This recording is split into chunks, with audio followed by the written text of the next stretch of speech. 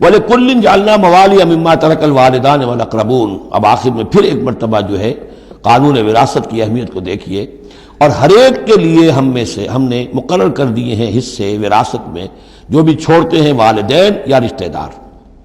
وَالَّذِينَ عَقَدَتْ أَيْمَانُكُمْ، ایک نیا مسئلہ یہ پیدا ہو گیا تھا کہ ایک دوستی ہوتی ہے، بھائی چارہ ہوتا ہے، یا مدینے میں حضور نے مسلمانوں کو بھائی بھائی بنا دیا تھا، ایک انصاری ایک مہاجر بھائی، تو کیا ان کا وراثت میں حصہ ہے؟ نہیں، یہ وراثت میں حصہ منہ بولے بھائیوں کا نہیں ہے، منہ بولے بیٹے کی کوئی حیثیت نہیں شریعت میں، منہ بولے بھائی کا کوئی حصہ نہیں ہے۔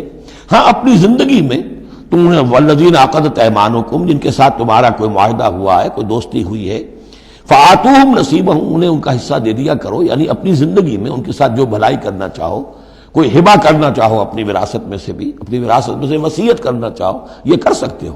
لیکن جو کہ قانون وراثت میں طے ہو گیا ہے، لا وصیت لوارث، پھر وارث کے لیے کوئی وصیت بھی نہیں، اور وہ یہ کہ بہرحال وراثت میں حقدار کوئی اور نہیں ہوگا سوائے اس کے کہ جس کو اللہ نے مقرر کر دیا ہے۔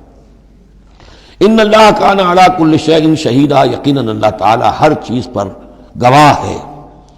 اب آئی ہے وہ آیت، اصل میں کانٹے دار آیت جو ہے، جو عورتوں کے حلق سے بہت مشکل سے اترتی ہے، کانٹا بن کر اٹک جاتی ہے۔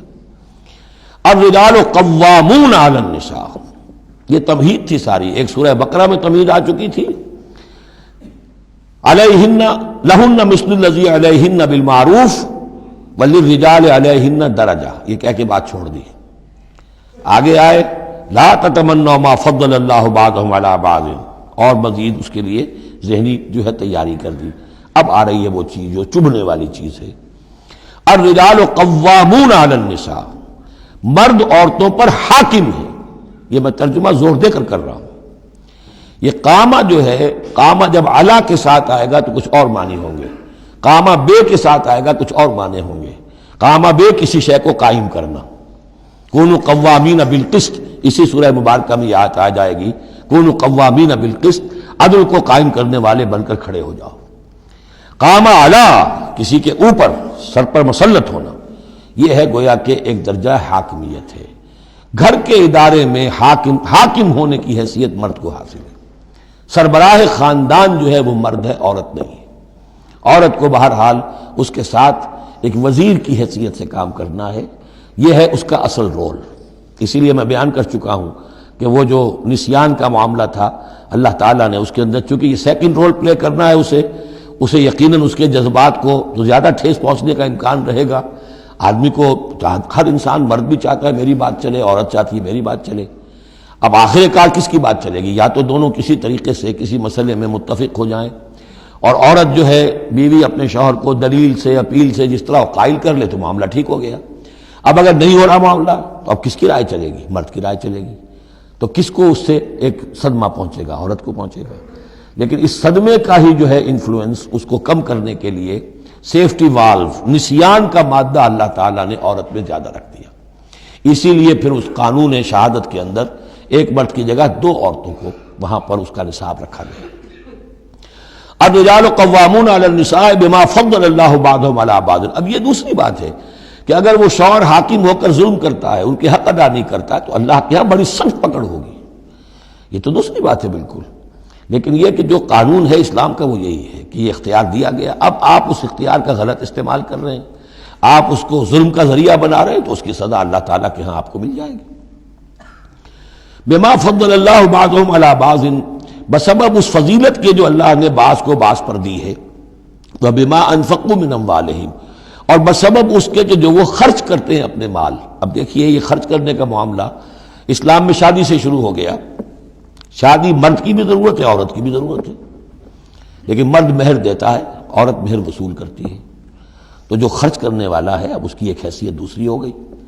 پھر گھر میں اس کا نان نفقہ پورا جو ہے، اس کا خرچہ، اس کی ذمہ داری، اس کو سپورٹ کرنا شوہر کے اوپر ہے، تو اب وہ مال خرچ کر رہے ہیں۔ بما انفقوا من اموالہم، فالصالحات، تو نیک بیویاں کون ہیں؟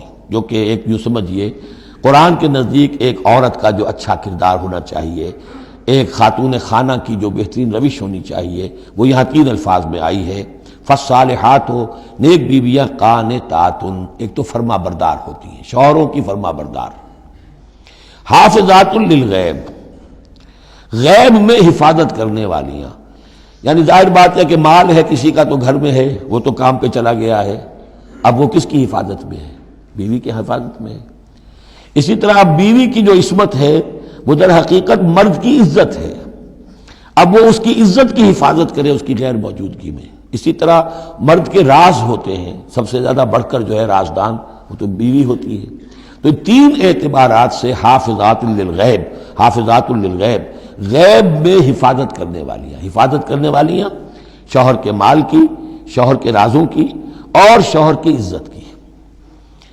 بما حفظ اللہ، اللہ کی حفاظت سے، حفاظت ہے تو اللہ کی، لیکن جیسے رازق اللہ ہے لیکن کام تو انسان کو کرنا پڑتا ہے، رزق کمانا پڑتا ہے۔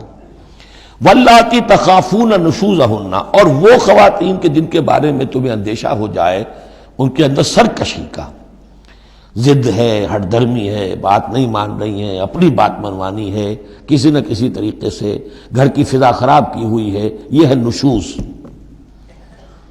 ذہناً تسلیم نہ کرنا کہ میری حیثیت جو ہے وہ بہرحال شوہر کے تابع دار کی ہے، اس کو اگر تسلیم نہیں کریں گے تو ظاہر بات ہے فرکشن ہوگی، اور فرکشن جو ہے اس کے نتیجے کے اندر وہ گھر کے اندر جو ہے وہ ایک فساد پیدا ہوگا۔ واللاتی تخافون نشوزہن فعظوہن، تو ان کو پہلے تو نصیحت کرو، واہجروہن فی المضاجع، دوسرے تنبیہ کے طور پر ان سے تعلق اپنے بستر علیحدہ کر لو اور ان کے ساتھ وہ تعلق ذل و شو جو ہے کچھ عرصے کے لیے بند کر دو۔ وَاضْرِبُوهُنَّ، اس پر بھی ٹھیک نہ ہو تو انہیں مارنے کی بھی اجازت ہے۔ اس میں حضور نے جو روکا ہے وہ یہ ہے کہ چہرے پر نہ مارا جائے، اور کوئی ایسی مار نہ ہو جس کا مستقل نشان جسم پر پڑے۔ اب یہ چیزیں اللہ کا کلام ہے، اس کے اندر جو ہے کوئی ہمارے لیے کوئی جھجک نہیں ہے، معاشرتی زندگی کو ٹھیک رکھنے کے لیے اس کی ضرورت پیش آئے تو وہ بھی کرنی ہوتی ہے۔ فَإِنْ أَطَعْنَكُمْ، پھر اگر وہ تمہاری اطاعت کریں، فَلَا تَبْغُوا عَلَيْهِنَّ سَبِيلًا، تو اب ان پر خام خواہ کی زیادتی کرنا، پچھلے غصے نکالنا، بار بار جو ہے وہ اپنے غصے کا اظہار کرنا، یہ بھی ٹھیک نہیں ہے۔ ان اللہ کان علیٰ کبیرا، یقیناً اللہ تعالیٰ بہت بلند ہے، بہت بڑا ہے۔ وَإِنْ خِفْتُمْ شِقَاقَ بَيْنِهِمَا، اور اگر تمہیں یہ اندیشہ ہو گیا ہو کہ ان میں تو اب زدم زدہ ہو گئی ہے اور یہ اب ساتھ اب چلنا ان کا مشکل ہے، شوہر میں بیوی میں مزاجوں کا اختلاف ہے اور اس کی وجہ سے کوئی زدم زدہ، عورت بھی اکڑ گئی ہے، مرد بھی اکڑا ہوا ہے، تو اب ٹھیک ہے کیا کریں ہم؟ تو اس میں ایک کوشش کرنے کا حکم دیا پہلے، فَبَعْثُوا حَكَمًا مِّنْ أَهْلِهِ وَحَكَمًا مِّنْ أَهْلِهَا، تو ایک حکم مقرر کرو ثالث، لڑکے والوں میں سے، شوہر والوں میں سے، شوہر کے خاندان میں سے، اور ایک حکم جو ہے اس عورت یا لڑکی کے خاندان والوں میں سے۔ ان یریدا اصلاحا، اگر وہ دونوں چاہیں گے اصلاح، یوفق اللہ بینہما، اللہ تعالیٰ ان کے مابین موافقت پیدا کر دے گا۔ لیکن ان یریدا میں مراد دونوں ہو سکتے ہیں، یعنی ایک تو یہ کہ اگر واقعتاً شوہر اور بیوی جو ہے چاہتے ہیں کہ موافقت ہو جائے، ہوتا ایسا ہے کسی وقت جو ہے وہ نفسیاتی گرہ ایسی بن جاتی ہے کہ وہ بھی چاہتا ہے کہ معاملہ درست ہو جائے اور وہ بھی چاہتی ہے کہ درست ہو جائے، لیکن اب یہ کہ اب اس میں گرہ ایسی پڑ گئی ہے، مقطع میں آ پڑی ہے سکون دسترانہ بات کہ اب اس میں کسی طریقے سے مسئلہ حل نہیں ہو رہا، تو حکمین آ جائیں گے تو وہ بات کو گرہ کھولیں گے، ادھر سے کچھ سنیں گے، ادھر سے سنیں گے، کچھ اس کی وضاحت ہوگی، ادھر کی وضاحت ہوگی، تو ہو جائے گا۔ اور ایک یہ بھی ہو سکتا ہے کہ اس سے مراد حکمین ہو، کہ اگر حکمین پوری سی کوشش کریں گے تو اللہ تعالیٰ ان کے مابین موافقت پیدا کر سکتا ہے۔ میرا رجحان پہلی رائے کی طرف زیادہ ہے۔ ان اللہ کان علیما خبیرا، یقیناً اللہ تعالیٰ بہت علیم اور خبیر ہے۔